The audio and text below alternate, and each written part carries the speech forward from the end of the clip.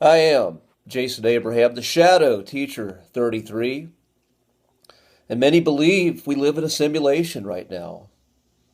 In fact, this is just a scientific spin off of an age old belief. In Hindu mythology, there's the belief of the Maya that what we perceive as reality is an illusion. The Gnostics also have an idea that's similar, that this world that we live in is a world of matter which disguises the truth of our human soul, and that, in fact, the dense matter created by the flawed architect, the demiurge, is something similar to a hologram, in that the reality of our existence is that inner existence where the outer is simply an illusion.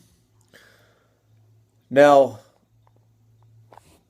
none of these are my personal beliefs, but I always look at this as interesting conversation. And with a simulation, again, the modern day simulation, that we live in a hologram, that we live in a reality that is somewhat like a video game. And in the video game, we have these characters, the non-playable characters, the NPCs. And we have our main characters, our heroes, our leading characters that are navigating the game. And one of the big differences between an NPC and a playable character, a character that has a consciousness, is the concept of free will. The NPCs have no free will. They simply run off programs. They have a very limited program. There's a movie, Free Guy, that came out not too long ago.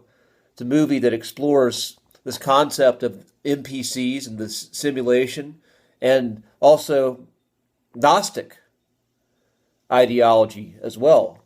Hits both of those. And the main character in that video game is played by, or that movie that's played by Ryan Reynolds, is an NPC. And one of the phrases of this NPC is, it's not just going to be a good day, it's going to be a great day. And that just very much sounds like the typical small talk you get from many people in this matrix that we live in. This matrix, the simulation, whatever you believe it is. And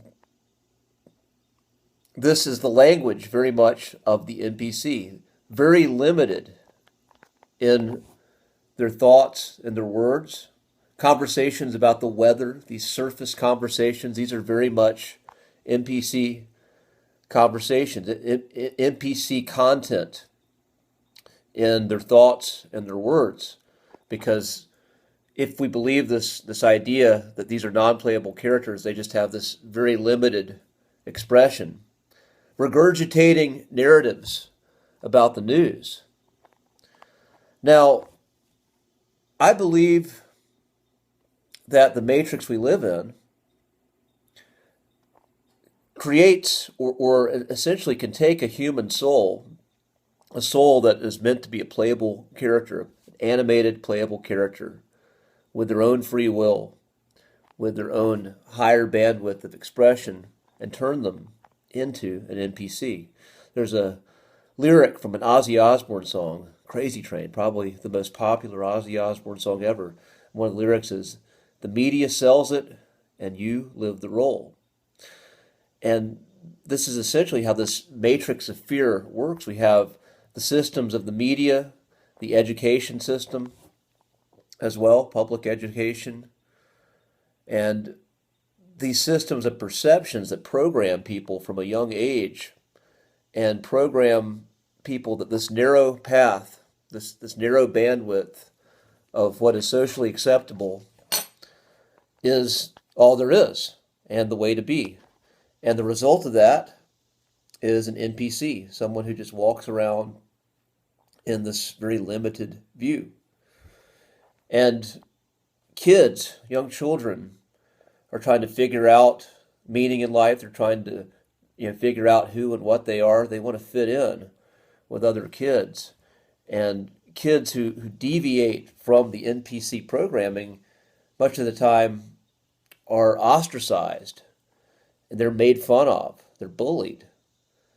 Yet when you get to be an adult and somehow you're able to either break free of the programming of the matrix of fear, or you never fall into it to begin with, if you're actually one of those rare souls that actually can somehow find the strength or the support somewhere to endure the bullying and the typical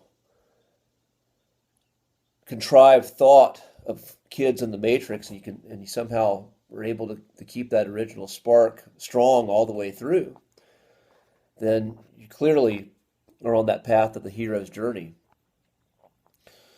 So again, one of the big differences is the NPC has a narrow bandwidth. They can only live out programs. They can only speak a limited number of phrases, of sentences, where the playable character, the avatar, has many choices. They have free will. They have different paths that they can choose from.